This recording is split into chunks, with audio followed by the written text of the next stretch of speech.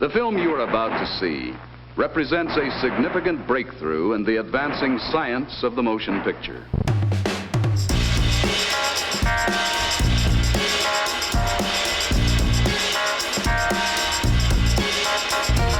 In order to do our prep for Block 1 of shooting, we needed a location. Cecilia mentioned that her parents' Airbnb might be a good fit, so she reached out and they very kindly offered us the location at a reduced rate. After being sent some initial images of the property, Jackie, our production designer, drafted up a document with rough plans as to which room could fit with each scene. With that in mind, we all went and had a look at the property. We decided to use the house for 3 scenes featuring an upmarket apartment, as well as cheating it for a couple of montage scenes that take place at a hotel. Originally, there was also the intention to use the attic bedroom for Peter, our lead character's student bedroom. Unfortunately, as soon as we looked at the room in person, it became apparent to James that we'd be incredibly limited for where we could put the camera due to the size of the space and how narrow the roof was. Ultimately, we decided not to use it.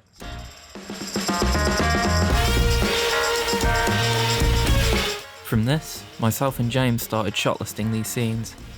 We would work on a shared Google spreadsheet over Discord and hash the scenes out. Once we'd locked the shot list, I would draw up storyboards and add them to the spreadsheet. I also included a tab of lighting influences in order to create a rough frame of reference for the kind of look I was going for. James and our gaffer, also called James, took this and designed the lighting for the scenes. James did test shoots for each setup and we would discuss the look. For the living room, I wanted a warmer look that leaned into the tungsten glow that you would get from some household lamps. However, for the bedroom, I had a more abstract look in mind. I wanted to have a strong blue light source to represent moonlight, giving the night scenes a more supernatural and otherworldly feel. This encompasses Evelyn's world.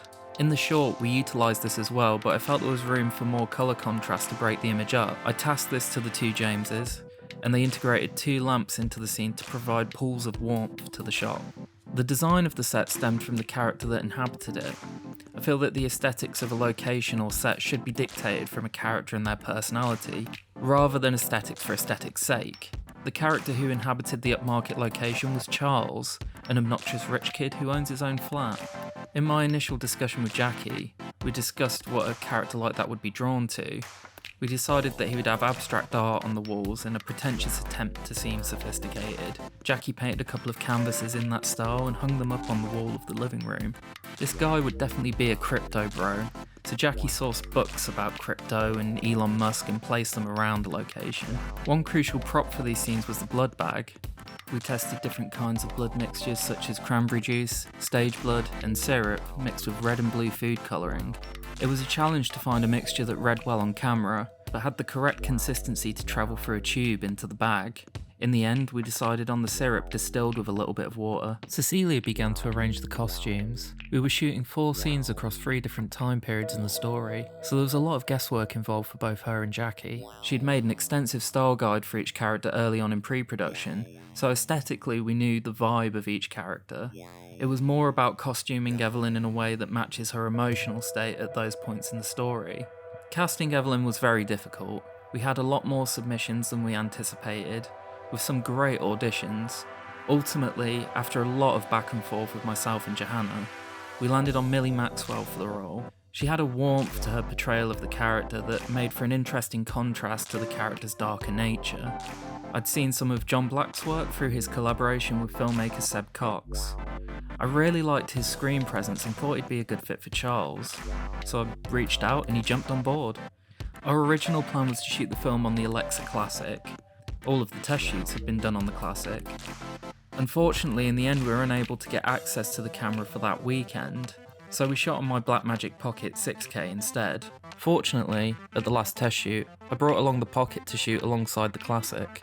The original idea was to potentially use it as a B-cam, and for shots involving free lensing due to the smaller size of the camera. However, the side-by-side matched up close enough that we felt comfortable enough to use it without having to alter our shot list or lighting setups.